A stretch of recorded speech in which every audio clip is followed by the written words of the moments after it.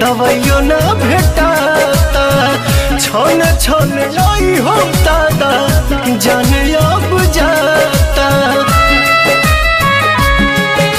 मोहब्बत बेचाता है बाजार में केहू पिएला जहरिया के करो प्यार में।